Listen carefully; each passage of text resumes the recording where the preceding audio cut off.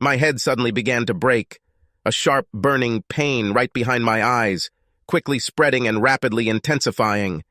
God, it hurt so much. My vision became blurry and my eyes hurt as I sat at my desk, staring at my laptop but unable to focus on it. God, how thirsty I was. My mouth was so dry. Some parts of me were numb, but I couldn't tell which ones. Face? Hand? I wasn't sure. I reached for the beer, but missed and knocked it over. I couldn't comprehend it. It was pointless. And then everything made perfect sense. I felt my brain functions slipping away one by one. I was as sure of this as I was of my own name, Jason Black.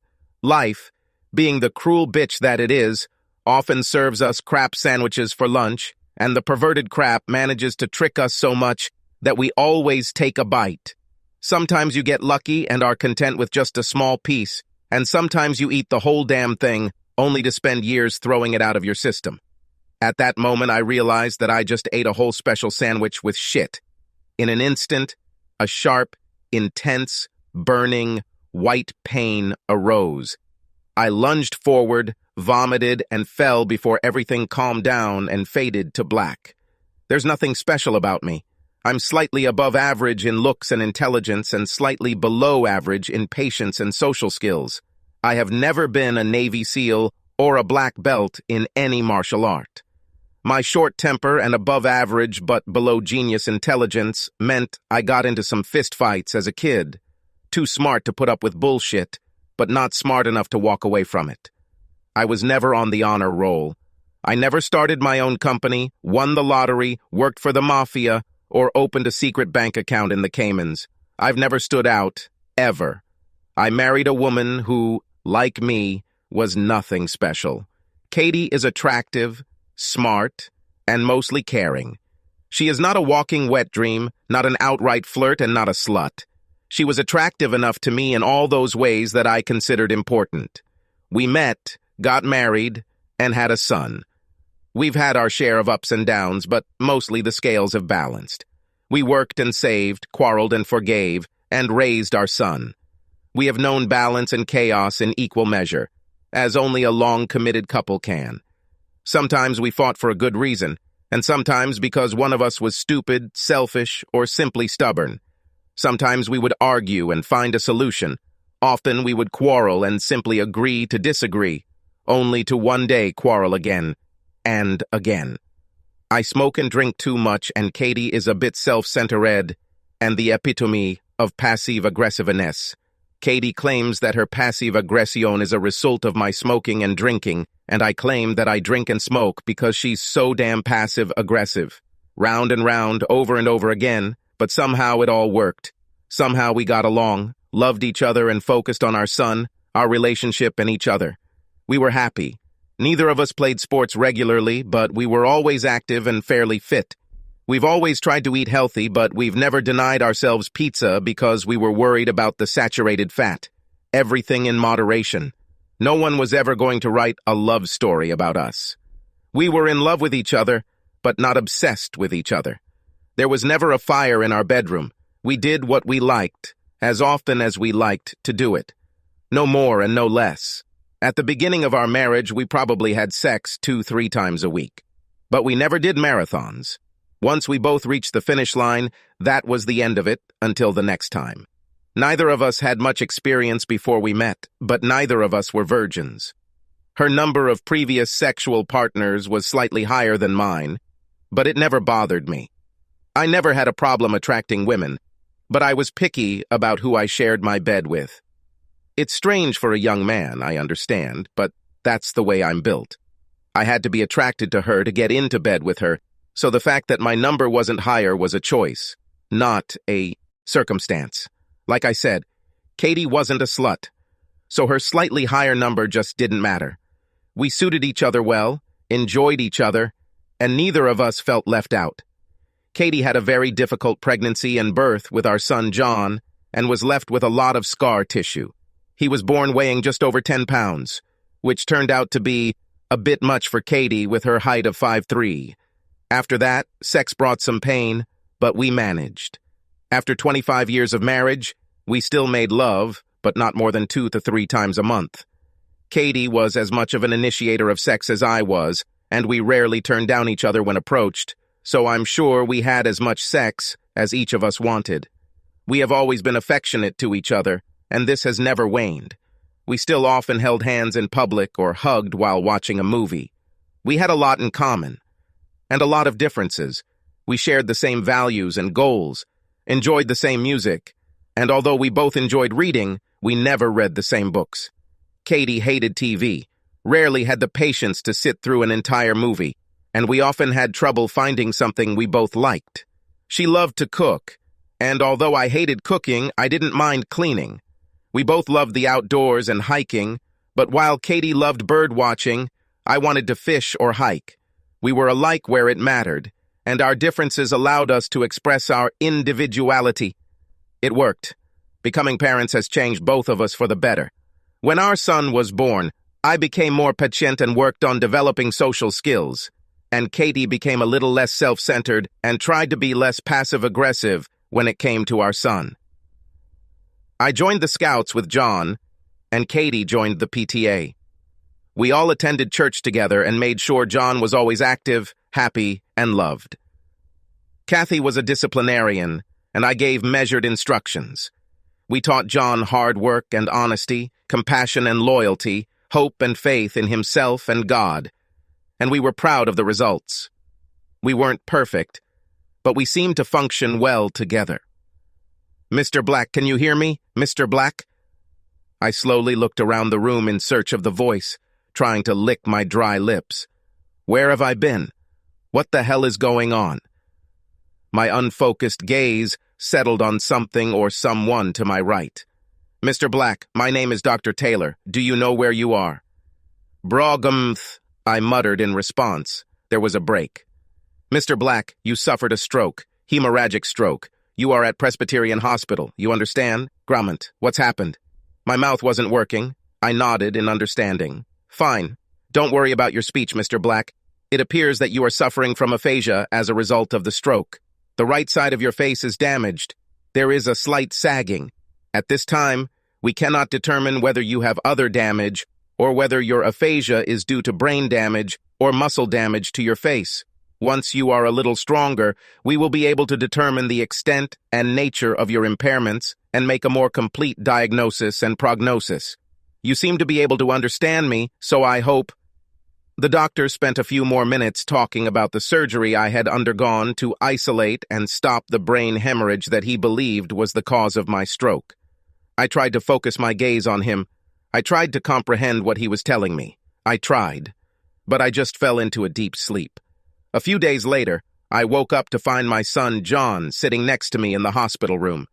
I still couldn't focus my eyes enough to see him clearly, but I knew it was John. Father just knows. Noticing that I was looking at him, he took my hand, sniffed, and tried to squeeze out a few words. "Dad, His voice sounded tired, defeated. I simply nodded, squeezed his hand, and looked away. What could be said? The only people I saw were my boss, 2 colleagues, and the hospital staff. 3 days later, John and I were in a Mexican standoff and stared at each other for several minutes. I wasn't happy with him being here, and he was unhappy with a lot of things. "Dad, you are leaving home tomorrow. How the hell are you going to cope alone? Without a doubt, I will be there to help you. You can't drive, you can barely walk. What's your plan?" He was waiting for my decision. "John, I love you. I appreciate you and appreciate your concern, but you just started a new job and shouldn't have to take time off to help me. I'll be okay." Of course, it didn't sound like that at all.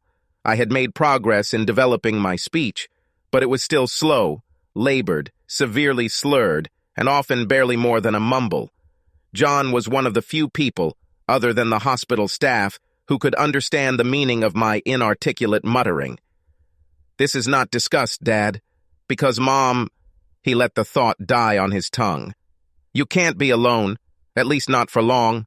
Who the hell else is going to help you? My boss was very understanding about this, so stop worrying.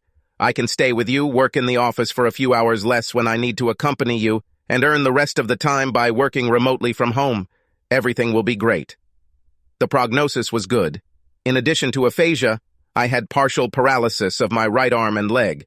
With a little physical and speech therapy, blood thinners, and lifestyle changes, I could regain most function in my leg and arm and significantly reduce my facial drooping. Dr. Taylor thinks I will walk with a slight limp and the drooping of my face will be subtle. Luckily for me, the aphasia seemed to be directly related to damage to the muscles of the face and mouth. "Okay, John." "Thank you," I muttered, sniffling. "I love you, Dad." I was returning home, or what was left of it. Damn crap. "I love you too, John." There were no warning signs. I didn't know that I was about to lose my wife, and she didn't give me any clues. We had been married a little over 25 years when this happened. Kathy was working as the director of a non-profit organization, and I was the director of sales in North America for a division of a large international software company. I know. What's a guy with poor social skills doing in sales? The truth is that the worst salespeople are the guys with the gift of gab. They just don't know how to listen. If you want to sell a complex software solution to a Fortune 500 company, you need to be a good listener.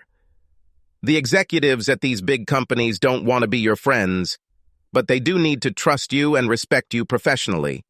They may want to drink beer or play a round of golf with chatterboxes, but they prefer to work on their business matters with listeners. I made great money, and although I was good at what I did, I was always a great salesman. I was never great. Never one of the few guys who made seven-figure commissions. But I have always met or exceeded quota, no matter the economy, and my steady work has earned me my current position and the respect of many colleagues, past and present. I wasn't picky about my team, but I expected you to meet quota most of the time. I've worked with my reps to help them do this, and in all the years I've managed salespeople, I've only had to fire a few people for performance issues.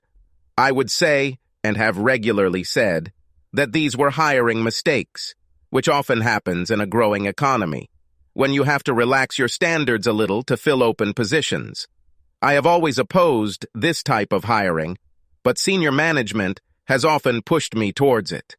This way, reps can generate a lot of new business while maintaining existing clients. But let's face it, some guys are great hunters, and others are great at farming. The management solved this problem by dividing the territories. I always thought it was short-sighted and lazy. I wanted to separate these two directions. Let the hunters hunt, and the farmers do farming. For years I was told this was unfeasible, unprofitable, and unwise. But that all changed when we moved to a SaaS, software as a service, delivery model. Our licensing moved to subscription, and suddenly farming became hugely important. I was finally able to release my hunters into the wild and plant my farmers on fertile pasture. At first, some of the hunters didn't like the idea of giving up the low-hanging fruit of renewing their subscription. But in the end, they realized that they were getting more pleasure from their work, and with properly adjusted quotas, they still pulled out $250,000 on target. As a result, everyone became happier. I spend most of my time solving other people's problems. I enjoy it. I loved solving problems for my representatives, our clients, and my company. I was almost always able to find a mutually acceptable solution, and this made my job enjoyable. However, there was a lot of stress. You still need to meet your targets. In sales, you can't rest on your laurels. You're only good in the last quarter, which means you're constantly on the move.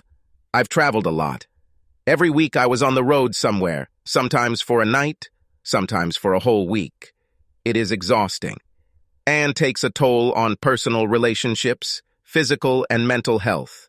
Hobbies helped me cope with stress, and Katie was very supportive of my career, which also helped reduce the stress I might feel worrying about the state of my home life. I tried damn hard to be available to her and John every weekend, and I mostly succeeded. I was holding sales meetings in the middle of the week, which was a little unusual, but I wanted the start of the week to be free so that we could react to everything that happened over the weekend, and so that my reps had at least a little time to act on, in accordance with any suggestions or corporate directives that we reviewed during the sales meeting. It worked. sitting in my office going through my mail on a Wednesday afternoon, right after my weekly sales meeting, I picked up a plain white envelope with a Dallas postmark and no return address. It was as unremarkable as anything else, but opening that envelope changed my life, sending it down a new, dangerous path from which I would never fully recover. Oh, Katie. Peter Sellers was a happy little guy, despite his profession. Quite average in appearance and size, which I suppose was an advantage professionally. Our first meeting was short and did not inspire much confidence. He asked a lot of questions that you would expect, but he also asked a lot of questions that seemed damn inappropriate to me. Some of his comments were downright weird, and he was annoyingly cheerful throughout. However, it came highly recommended, and to be honest, I didn't know a damn thing about this type of work. I answered his questions, asked a few questions back, gave him some information he wanted, filled out a few forms, paid him, and that was the end of it. Give me 2 weeks, Mr. Black. Let's agree to meet in 2 weeks or earlier if we manage to complete everything before then.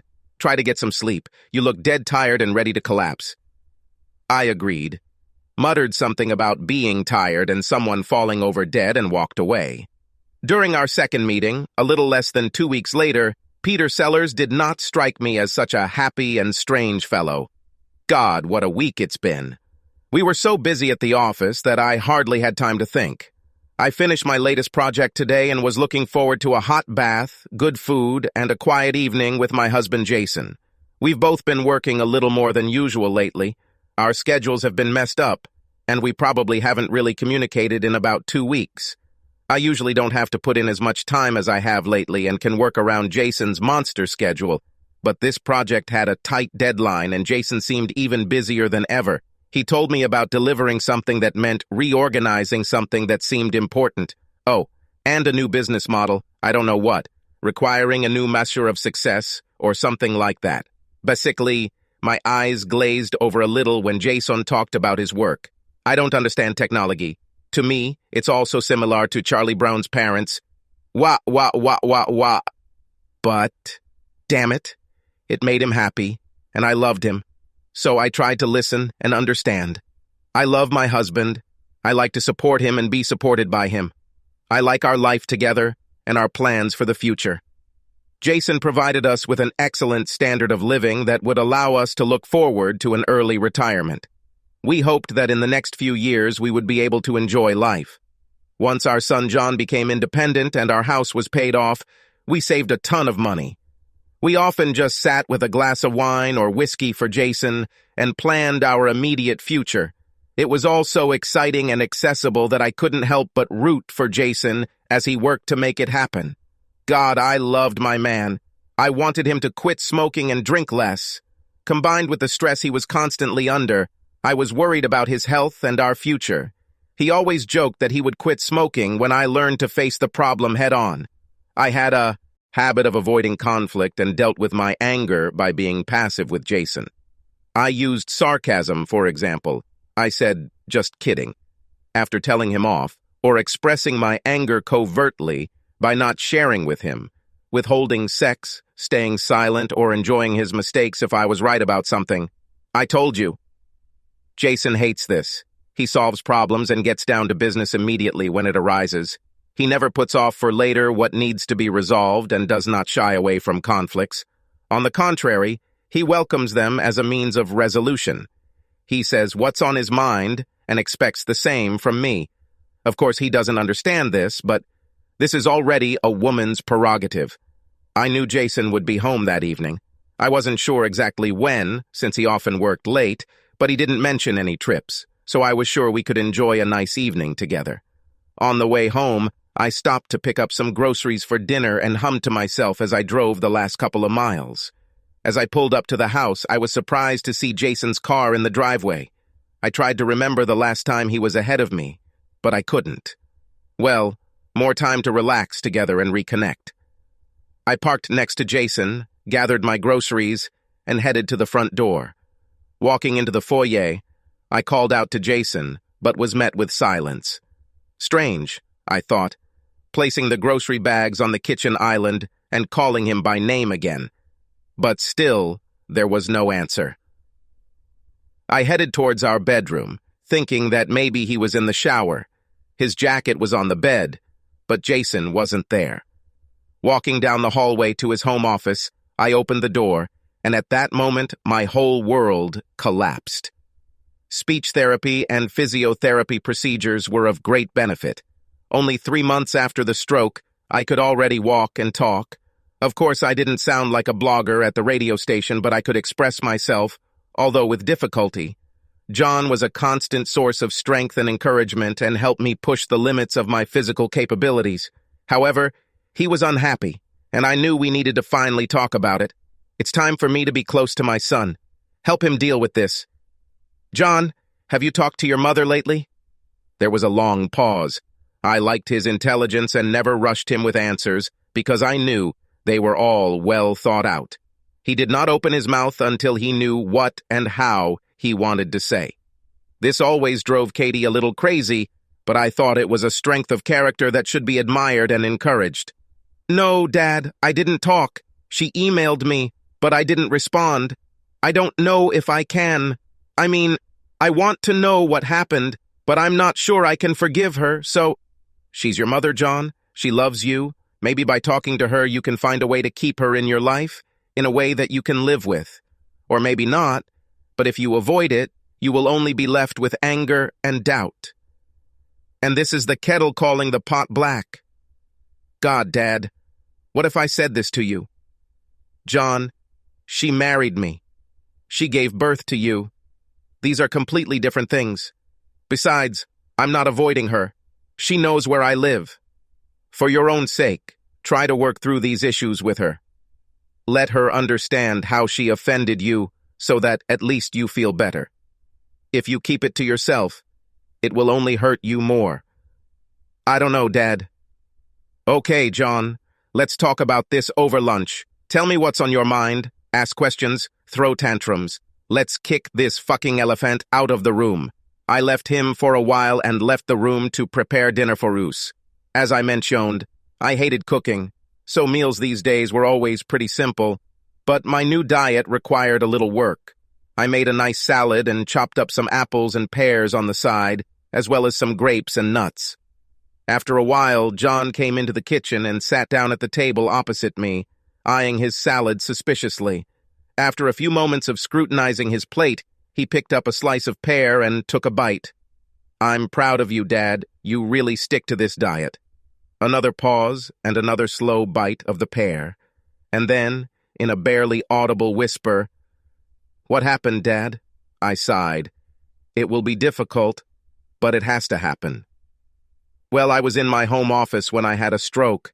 Luckily, your mom found me unconscious shortly after it happened and called 911. I fell silent, looking at the backyard. I know, Dad, but... She left before the ambulance arrived. She didn't go to the hospital. She didn't come home, Dad. For God's sake, her husband just had a stroke and she left him. When you needed her most, she left you, Dad. What kind of person does that? John, she did the right thing at that moment. She was the last person I needed then or need now. She's never dealt with conflict, so her reaction doesn't surprise me. Shit, Dad, you're having a stroke and need medical attention. Hardly a crisis she should be running from.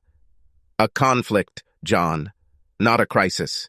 Your mother could not cope with the impending conflict. When she found me at the table, lying unconscious in my own vomit, she realized that the biggest conflict of our lives had just clipped me at the knees and headed towards her. She couldn't come to terms with this fact. She couldn't come to terms with what she had done. It almost killed me, and she couldn't come to terms with it. You couldn't come to terms with what, Dad? What did she do that could be worse than leaving you like that? Looking into his serious, pleading face, I took a deep breath, and then I told him. I opened the door to Jason's home office and stared blankly at the sight before me. Oh my God. Jason slumped over the table and lay unconscious in a puddle of vomit. I rushed to his side and noticed that, fortunately, he was still breathing, although his breathing seemed a little labored. Now I was crying uncontrollably, screaming for him to wake up. Jason! I shook him, but he refused to wake up.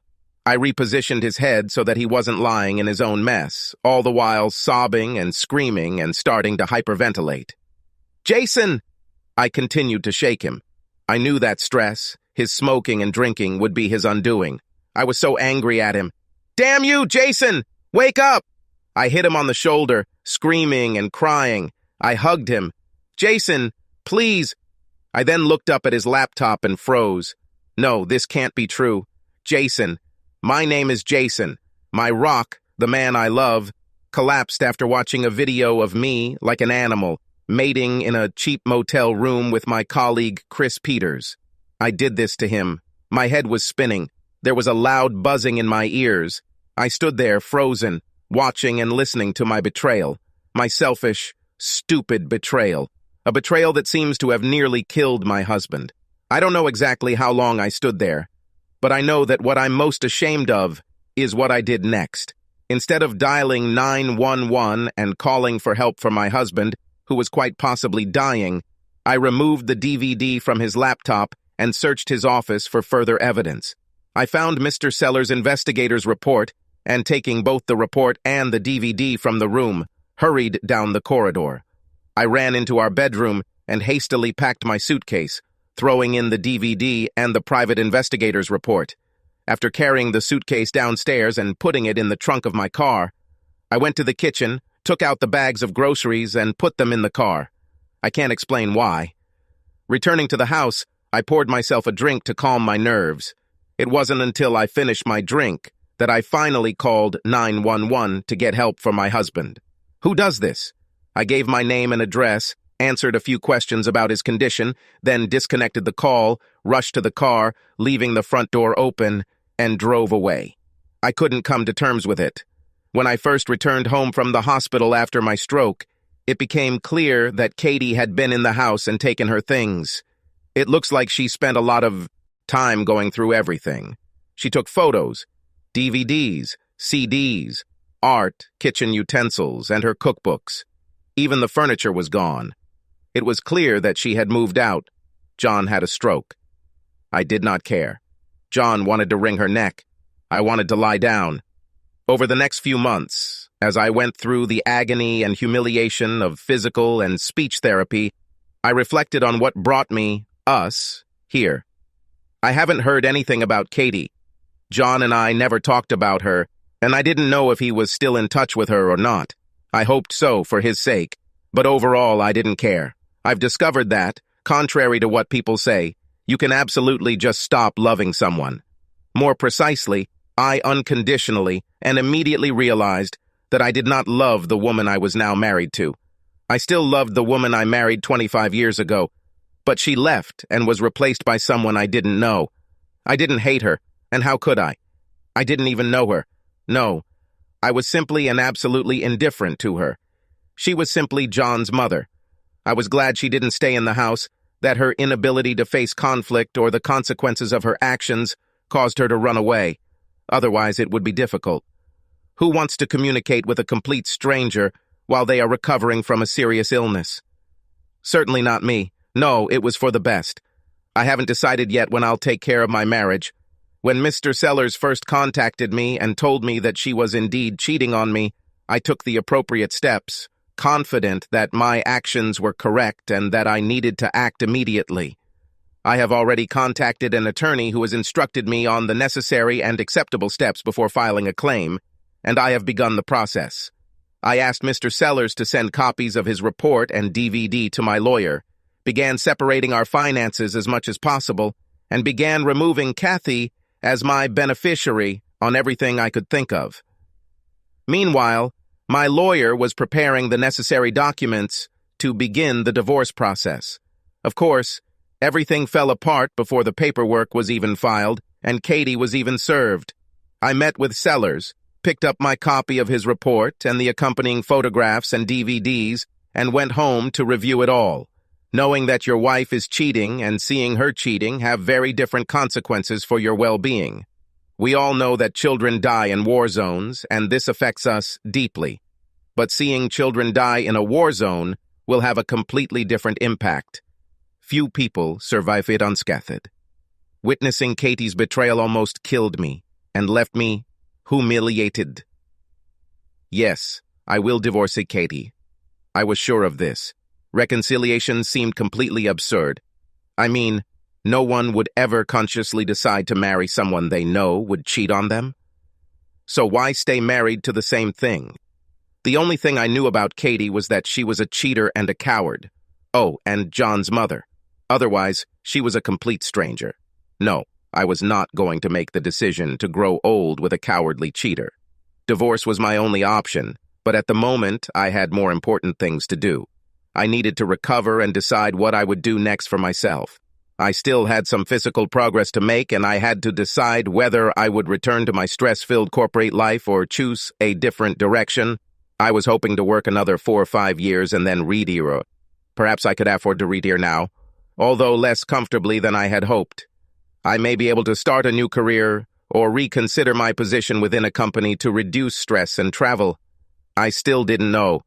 I started eating better and stopped smoking and drinking, although the doctor told me that a drink or two every now and then would be nice if and when I could get off my current medications. I didn't miss drinking or smoking. Near-death experiences will do that to you. Physiotherapy was good exercise, and I was now walking quite a bit too. No, the only thing I knew for sure was that I would not allow Katie's infidelity to change or destroy me. Instead, I decided that I would use it and its consequences as the motivation I needed to become healthy and happy. It's been 3 years since I found my husband Jason dying because of my selfish stupidity. I haven't spoken to Jason or John since then. John refuses to talk to me, and I'm too embarrassed to try to contact Jason. In the end, he filed for divorce and served me at work. I didn't fight the divorce, and we mostly split everything equally, albeit slightly in Jason's favor. What did I care about? Finally, Jason threatened the organization I worked for with very bad publicity if they didn't take certain actions. Negotiations dragged on, and eventually Chris Peters was fired, and the executive director, my boss, was reprimanded. My career in this organization has stalled. During this process, it turned out that it was Chris who warned Jason about our affair. Chris and his wife had an open marriage that caused them to grow apart over the years. He and I joked that we were work spouses. He was my work husband, and I was his work wife. I never considered this little game dangerous and did not respect the appropriate boundaries. Shortly after our physical affair began, my boss found us together in my office, and we were formally reprimanded.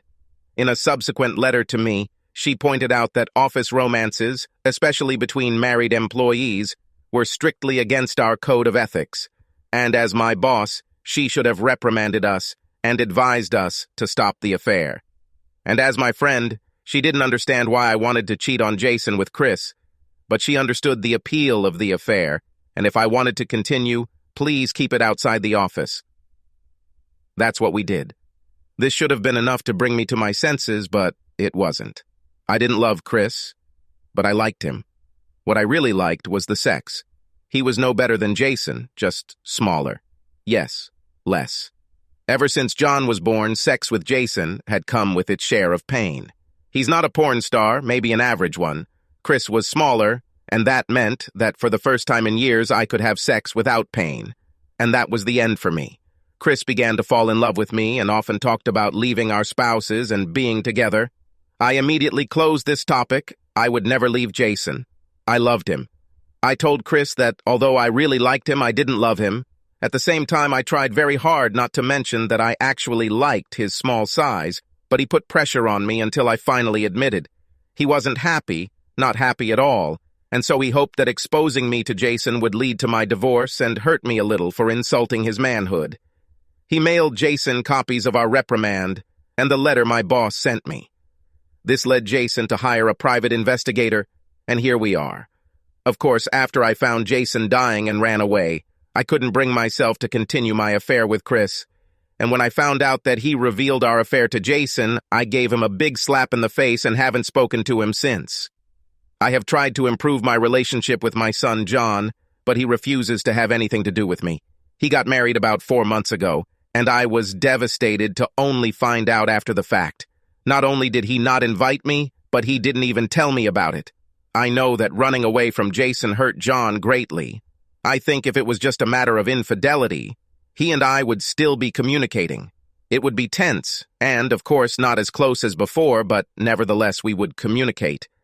Escaping from Jason meant that John would not forgive me. I knew he would never get over it, and that is my biggest regret. Of course, I regret cheating on Jason, and I actually dodged a bullet when he lived. I still can't believe I waited all this time to call 911. I still have sleepless nights thinking about it. No, my failure to admit what I did and what it did to Jason ended my relationship with my son. Jason probably expected no less. He knew me well, as good as I am. I knew that my infidelity would end our marriage. I knew Jason couldn't stand it. Oh, he's not an ass. If this had been a drunken one-night stand, he'd probably have been okay with it. This would seriously undermine his faith and trust in me, but it would not destroy our marriage. But a 14-month affair? No. After this, there was no coming back. Jason knew it. I knew it. It was all over between us, and not only did I ruin our marriage, these same actions nearly killed the man I loved. If that weren't enough, my delay in calling 911 might have completed the job that my infidelity didn't finish. After that, I simply didn't have the opportunity to meet Jason, but I didn't try. I'm keeping an eye on him. Well, as best I can. He seems to have mostly recovered from his stroke, thank God, and quit his job. Apparently, after selling our house, he bought a trailer and spends his time traveling between state and national parks, working as a park ambassador of sorts in exchange for some cash and space and hookups for his trailer. I think he has finally quit smoking and drinking. His stressful job is gone, and he is traveling around the country, enjoying all the natural beauty this country has to offer. God, how I wish I could be with him. I'm happy for Jason. I miss him and my son John terribly. I still hope that John and I will be reunited someday, but I pray that Jason never has to see me again. I owe him at least this. Subscribe to our channel so that your second chaff doesn't cheat on you, and go ahead and listen to the next story, because this story is nothing compared to the next one. If you're under 18, don't even think about listening to the next one.